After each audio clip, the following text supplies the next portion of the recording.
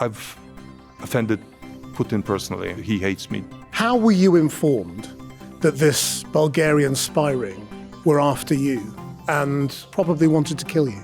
Well, that was the day that my life changed. 3 days in court, and 3 days I was stared down by this killer.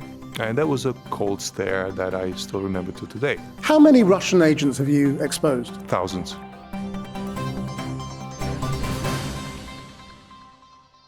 My guest this week is Christo Grozev. He's an open source journalist, and he made his name on the Bellingcat website and organization exposing Russian intelligence, exposing Russian spies. And he was the target of that Bulgarian spy ring that was exposed in London very recently. He was on the kill list. Christo Grozev, how would you change the world? I can imagine a better world. I don't think I can change it. I wish the world was learning from the best and not going to the lowest common denominator, which is what we're seeing in the last 20 years.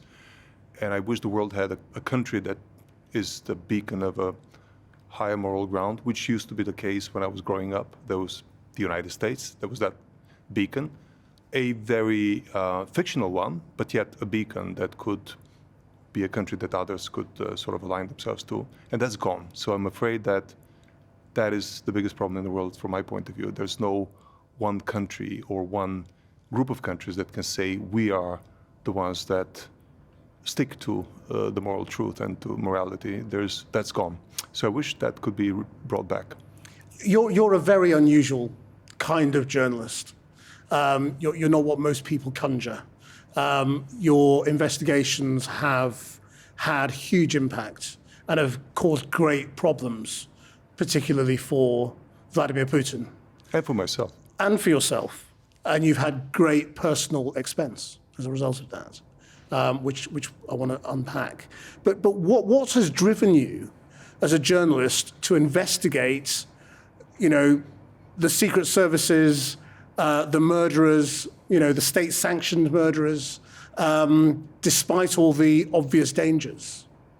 I think it's just the awareness that one is able to, that a simple person, a civilian, can do the job that we always expected the intelligence services to do. For this discovery, I thank greatly my ex-colleagues from Bellingcat and Elliot Higgins, because if he hadn't opened the door for me to join the team of volunteers early on, I would not have had I would not have spent the time discovering this new capability that a civilian can discover things that governments are trying to hide. And once you know you can do that, it's very hard to not do it, because there's a kind of a moral responsibility, a moral imperative for you to continue doing that. And B, there's a bit of an adrenaline rush when you are being attacked by the big guys, when they're the ones that get worried about your work. That means that it's worth it. Can you explain what it is that you have done? Because I think people don't really understand what open source journalism means. And even Elliot Higgins at Bellingcat talks about you as as a man with special skills. It's not that they taught you what you know, but you do things that even they find difficult to get their heads around. No, it's pretty simple. You just sit down and think about the problem like a detective would, and then you apply all the digital tools that the old detectives of the Sherlock Holmes type wouldn't have had. So it's a combination of methodological, constructing an investigation, thinking where would traces have been left by these government killers. And to that end, it helps that you learn what their traditional mistakes are. And over time, you learn more and more about their tradecraft and their mistakes. And then just construct an investigation. And then you use all the digital tools available, which include reverse face search, which wasn't available 10 years ago, but now it is. You delve into thousands of leaked databases. You just have to have the patience to aggregate them, keep them on your laptop, not lose your laptop, have the patience and the time to browse at Excel tables or databases for days, knowing that the success rate of you discovering the pattern or discovering the truth are small. I just work until it pays off. What kind of mistakes do they make that make it easier for you? You want to hear the fun part? Absolutely. Well, it started with us discovering when we were investigating the Skripal poisoners in Salisbury, we discovered that the two Russian spies, and that's how we actually proved they were spies initially, had used passports with a consecutive number. And then we discovered that all of the Russian spies traveling under fake identity abroad had traditionally been using passports with consecutive numbers, which allowed us to actually find even spies that we didn't know were spies and pinpoint them to locations and times when things had happened, like an explosion of a munition facility in the Czech Republic in 2014 that previously had not been tied to Russian spies. Now we knew that that must be tied because 6 of these fake Russian identities popped up exactly before the explosions there. Similarly, poisoning of a Bulgarian arms dealer in 2015, Emilian Gebrev. Again, 7 of these spies with fake identities pop up just before that. So this would be one example of mistakes they made. And how do you know that those passports have shown up somewhere? Is this leaked databases? Yes, over the last 10 years, there have been an ever-growing sort of amalgamation of leaked travel databases, mostly from Russia. And the reason why Russia is such a large source of leaked databases is because their government likes to control people, to surveil people. So they aggregate every piece of data about their citizens. Every ticket purchased, whether that's on an airplane or a train or a bus, it gets brought into this central database that the Russian security service like to peek into and check on their people. But over time, this same system gets very corrupt, and police officers with access to the database start selling these data sets on the black market. And ultimately, it is leaked after a couple of years to open source locations because it's no longer as valuable. So we've just been aggregating these large data sets.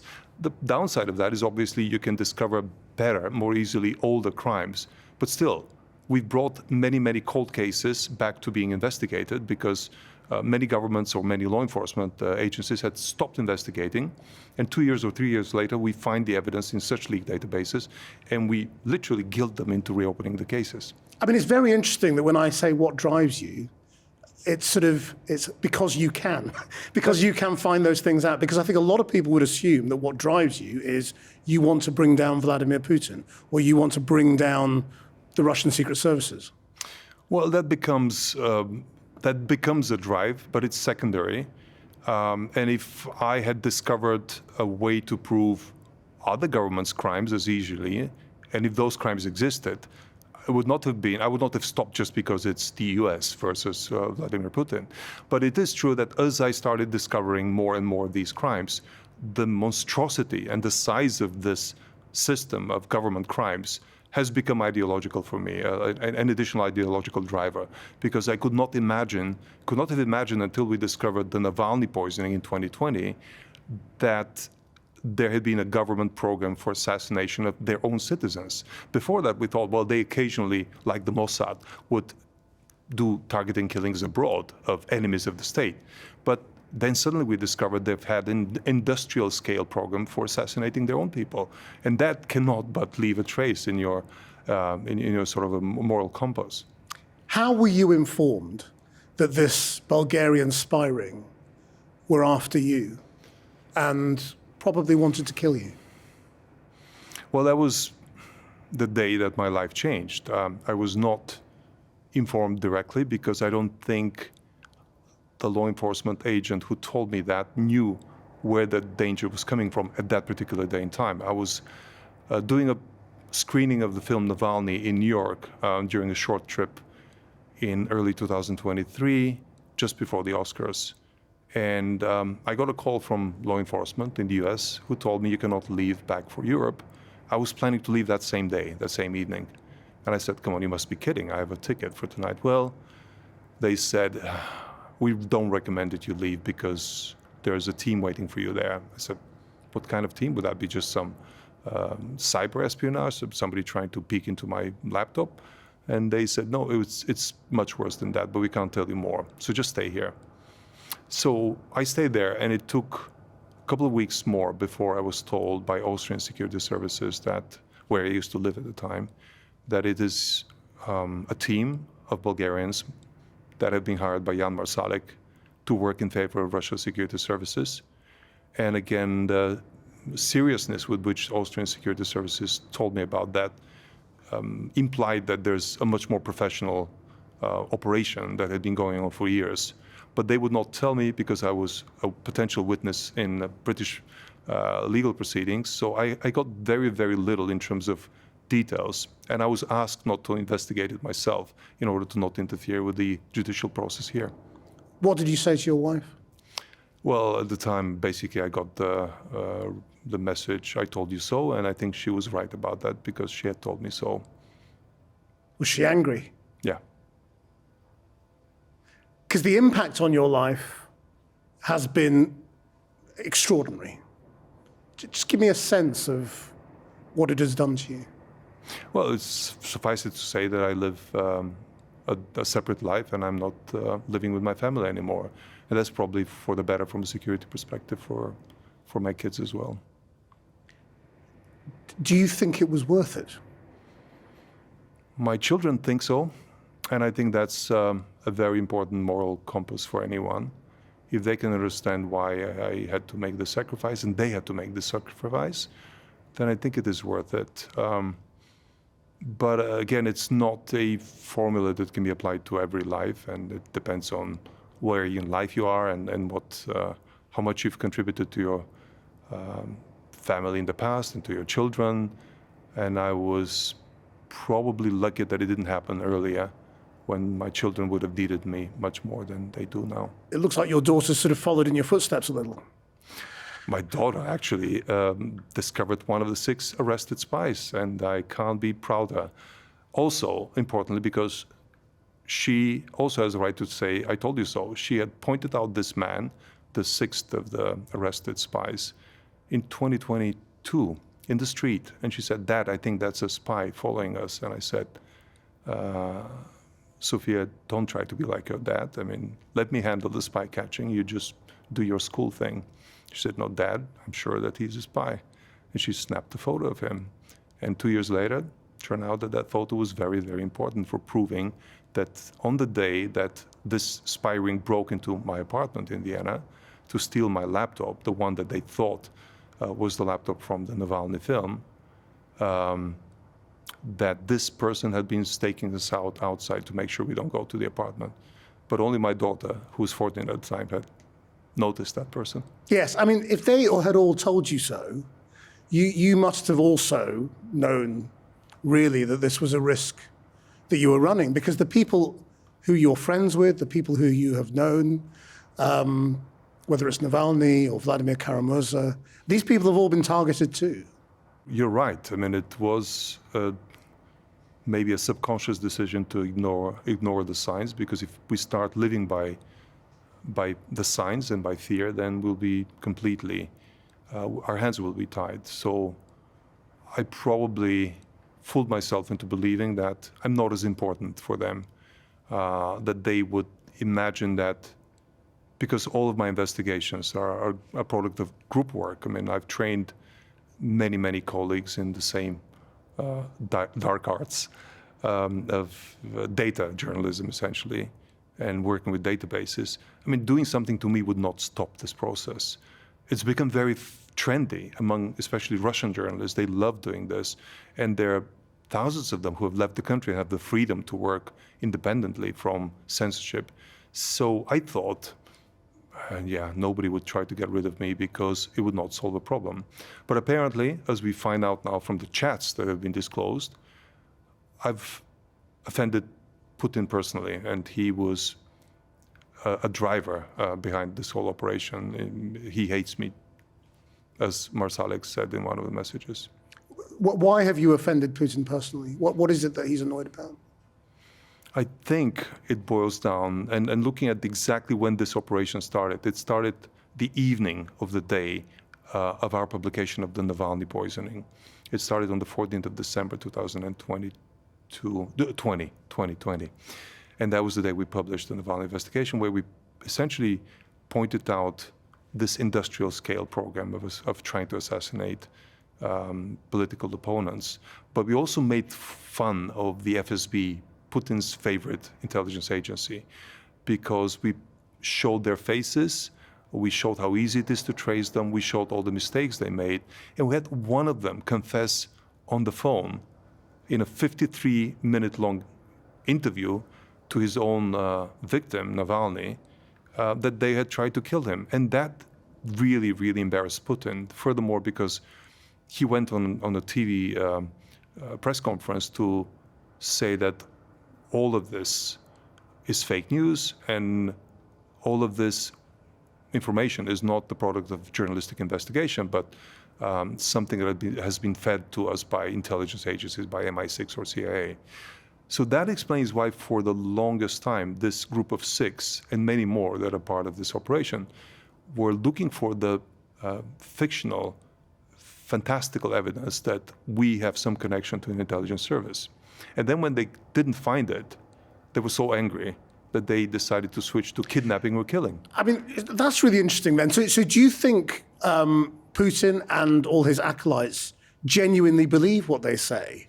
That you are an instrument of the CIA or? That's a very good question. So I asked this question to the person who recruited Jan Marsalek, the main person in charge of this operation, in a very strange and somewhat sincere phone call with this Russian recruiter, spy master. I asked exactly this question. Do they believe this nonsense? And he said, Christo, you have to understand, some people can sleep much better at night if they believe their enemy is the CIA than if they have to acknowledge that they've been fooled by a journalist. And I think that makes a lot of sense. You embarrassed him? Yes. And they take that embarrassment, they would take it with a much softer landing if they thought that they've been outsmarted by this huge enemy and not by some civilian group of journalists. How many Russian agents have you exposed? Thousands. But here's how it works. We've named probably 60. We'd never named them unnecessarily. We only publish their names when they're in the context of an actual crime. But we have thousands in our Excel sheets and spreadsheets. And the problem with that for the Russian intelligence services, they don't know how many we know. So they've recalled everybody who has made ever any of these mistakes that we've identified. So they've been taken out of circulation? They've been taken out. Well, they've been brought back to Russia. They don't travel anymore, but they're used to train new spies. They're used to train these people in the UK who are a new type of spies, like hybrid spies. They're criminals, essentially, who moonlight as spies. I mean, this group in the UK were almost sort of comically bad. That was like a cheap version of Ocean's 11, kind of bad, yeah. Yeah.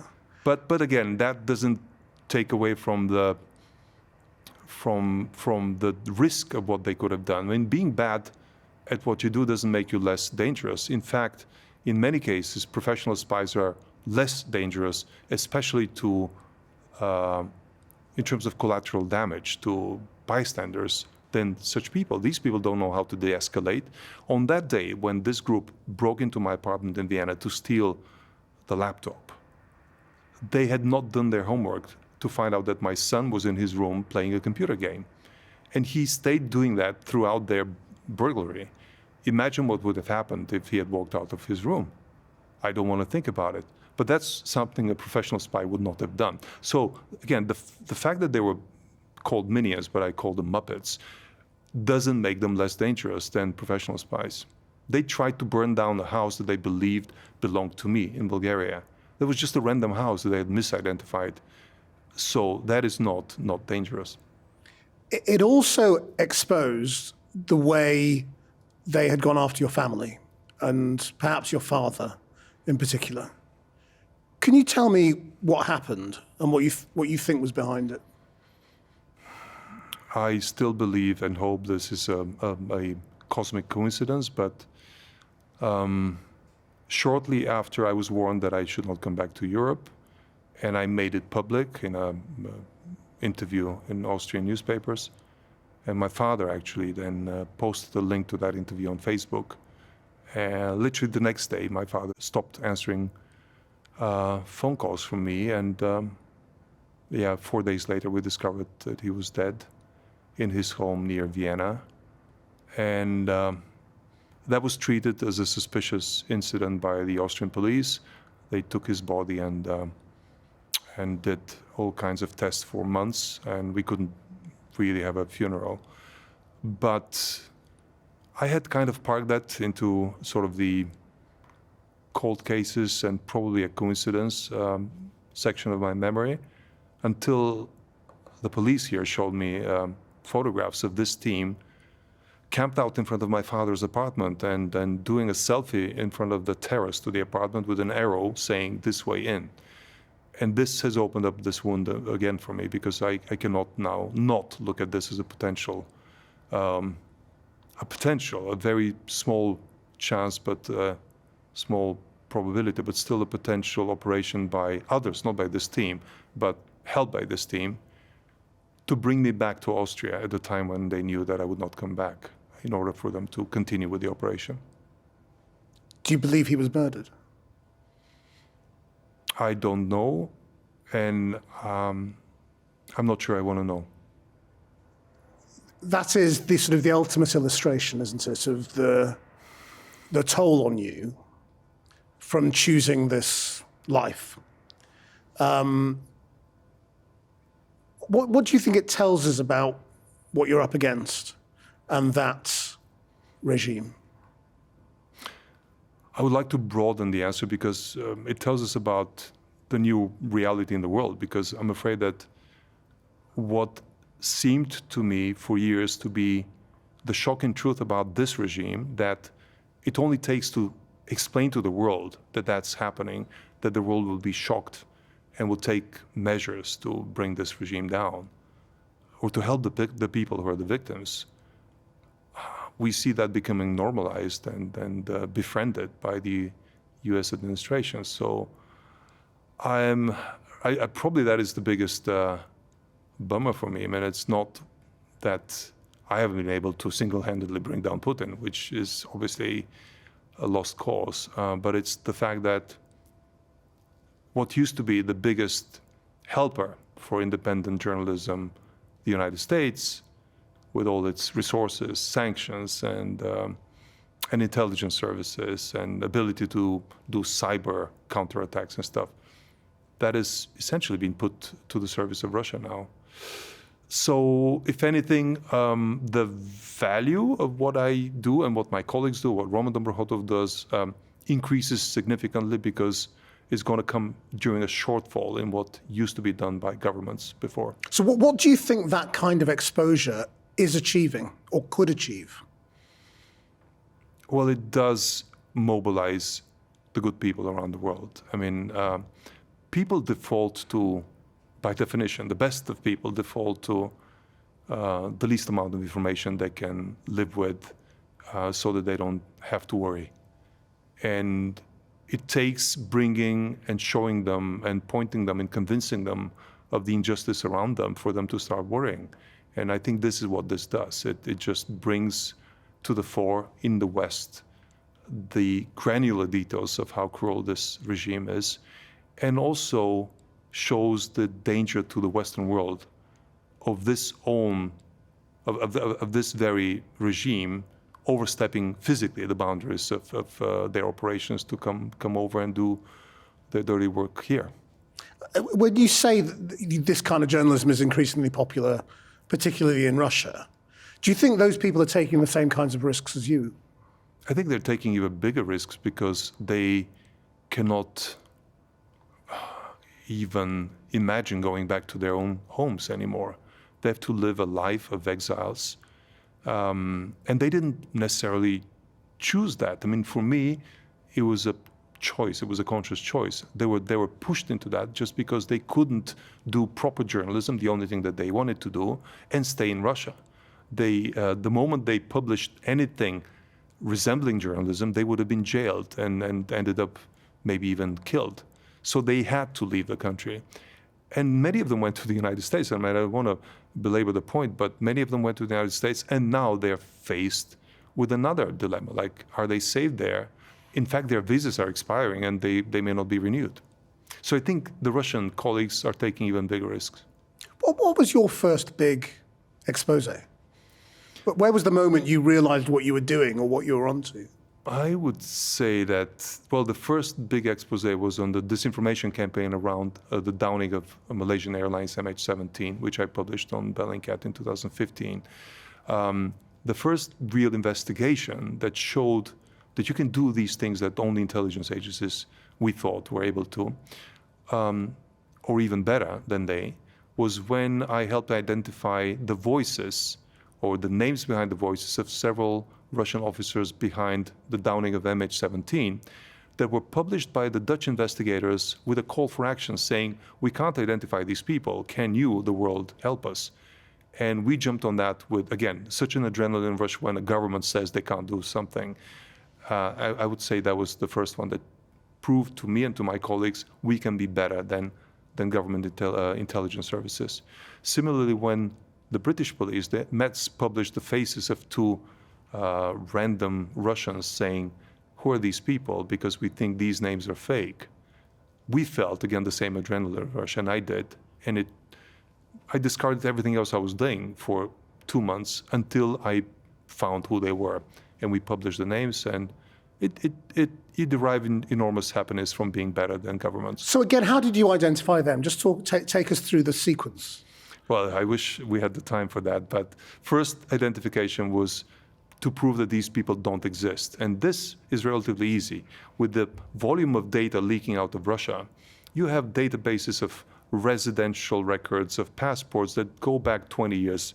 And when you look at a name, look for a name in that database and find that it only suddenly appears in 2015, but it didn't exist before, it's easy to know that this is a fake identity. I mean, you don't get born at age 37, right? So we knew immediately that these names don't exist because they don't exist in all databases. But then finding who they really were took a good 3 months of work. And in one case, we were lucky because we were able to find a face matching the face of one of these poisoners on the wall of fame of a military institute in eastern part of Russia, where he had been called our hero, our military hero, having achieved so many exploits around the world. And that was the same face of the person. When you say you've managed to find the face, are you using some very sophisticated software to We do use face search software, but in that particular case, it just took countless hours of going through literal face books of school yearbooks of the most likely universities in Russia that would have trained spies.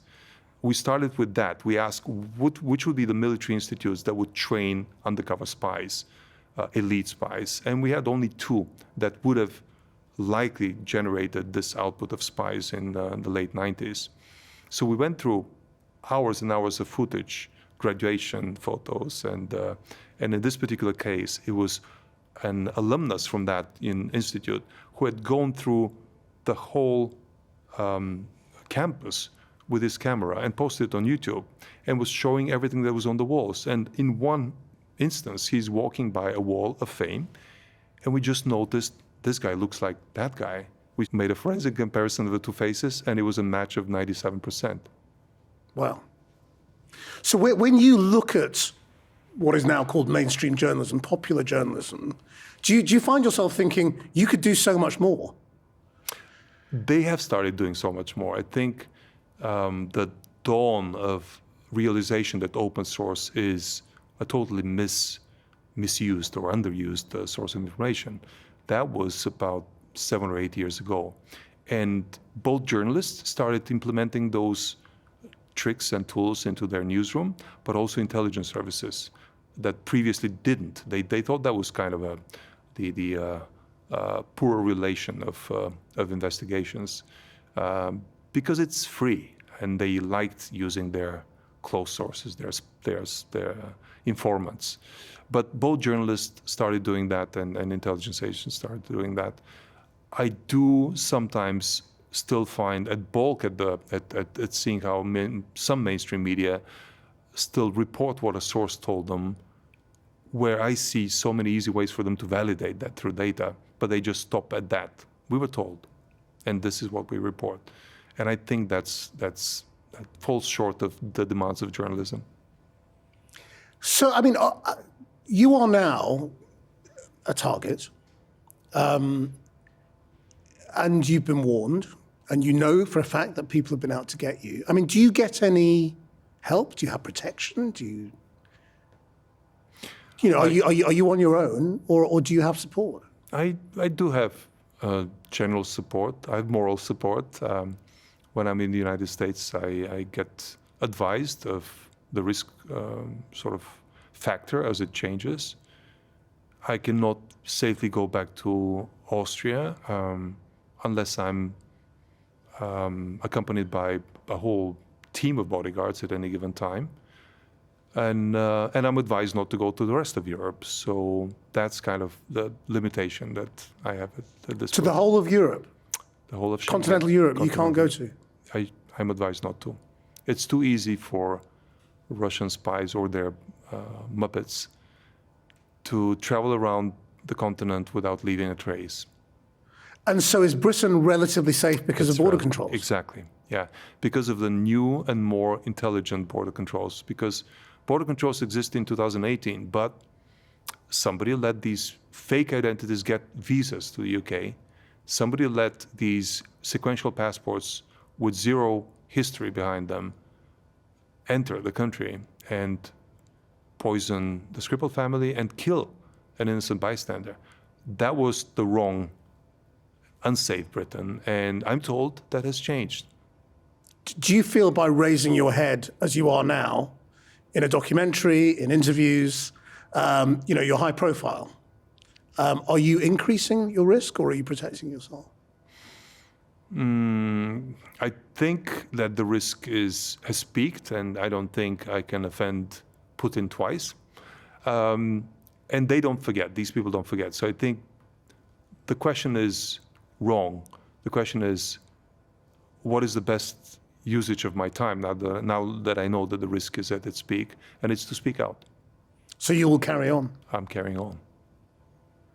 And will you turn your attention to other regimes as well? Or when you say this has become ideological for you, do you feel a moral duty to focus on this one? Well, my belief is that, again, when I was a kid, I remember seeing this Bulgarian film in which a kid asked their mother, "Mom, why do you tell me that I should not befriend bad kids, bad students at school, because I'll become like them? Why don't they become like me?" And I think that's the general problem in the world, that I think the example that is set by Putin of the impunity and being able to get away with anything and enrich yourself in the process is a perfect template, a model for so many other governments around the world, including the United States at this point in time. And I think that if by any miracle we're able to defeat that regime, that example will prove to be unsustainable. And I think that in itself will help the whole world, not just Russia, or the Russians rather. And that's why I think I should continue doing what I can do best, which is identify Russian spies, getting them jailed, and maybe in the end trade them for good Russians that are in jail in Russia. There is a very striking example of precisely that, isn't there, in your life? Could you tell me about that example and how it felt to have a man you know as a murderer released? It's one of the hardest moral choices I've ever had to make in my life. In 2019, I helped identify the murderer in a political assassination that took place in Berlin. And the murderer was an FSB officer who killed a Chechen Georgian asylum seeker who was trying to get asylum in Germany at the time in broad daylight. We identified the murderer. It took all of the tricks of our trade to prove that he was not who he said he was and to prove his affiliation with the Russian intelligence services. And I was brought in as an expert witness by the German prosecutors. And it was largely based on my testimony that the court accepted that he was a state murderer and jailed him for life. Just remind me of his name. His name was Vadim Krasikov. I stayed 3 days in court, and 3 days I was stared down by this killer from his cubicle. And that was a cold stare that I still remember to today. And years later, when I had realized in the meantime his importance personally to President Putin, because we found that he was his personal assassin and bodyguard and so on and so forth. And Putin himself made very, very strong statements publicly that he wants him back and he wants him free. We knew that that's the biggest value that the West holds in terms of a trading card in order for a release of all of the Russian prisoners or Western prisoners in Russian jails. And it started with Navalny, because Navalny at that time was critically ill in jail, and we needed to find something to offer to Putin to trade him for, together with other political prisoners. And there were several Americans also and Westerners in Russian jails. So I started working on this back-channel multilateral negotiation to try to get Navalny out, to try to get Vladimir Putin out, who was also jailed at the time, to try to get Ivan Gershkovich, the Wall Street Journal reporter who was jailed. And I knew that the one thing that could help all of these people get out was the man Putin wanted back. And even though that was a hard moral choice because he was a killer, and the family of the killed person in Germany, they didn't want him to walk free, and I totally understand why. But I still thought that it's better to have the people who are still alive and could pose a problem, political problem for Putin, and could give hope to the other Russians that there can be a change, for them to be free and alive, than for the abstract justice of keeping this guy in jail for life to endure. So I recommended for this swap, and ultimately it happened. But it was a very hard choice. What is your feeling now about the strength of Putin in Russia, and whether there is grounds for hope from your point of view? I think Putin suddenly feels reinvigorated and validated because of the United States position again. I mean, for the first time voting alongside with Russia in history that I remember is something that he internalizes as his own victory. But I think empires tend to fail and fall whenever there's a sense of complacency. And I think Putin is getting to the point of being complacent. So I'm really hopeful. You never know how an empire is going to fall. They always fall in a most unpredictable way. But I do think that this sense of complacency, and as we see, even in the case of the 6 spies here, a system built around him that misinforms him, that wants to tell him what he wants to hear. And we see throughout this 2.5 year operation that they've been lying up the food chain, lying up the pyramid by providing fake explanations and success stories that never happened. I think it is this that will be the undoing of Putin. He lives in a bubble. He thinks there's no risk for him at this point, and the risk will pop up unexpectedly to him. So how easy is it for you to be an optimist? I'm an optimist, and I think in the long run, I've been proven to be right. So it's not hard. It's not hard. I mean, being an optimist is the only thing that can explain why I'm doing what I'm doing. So it's easy. Christo Grozev, thank you very much indeed. Thank you.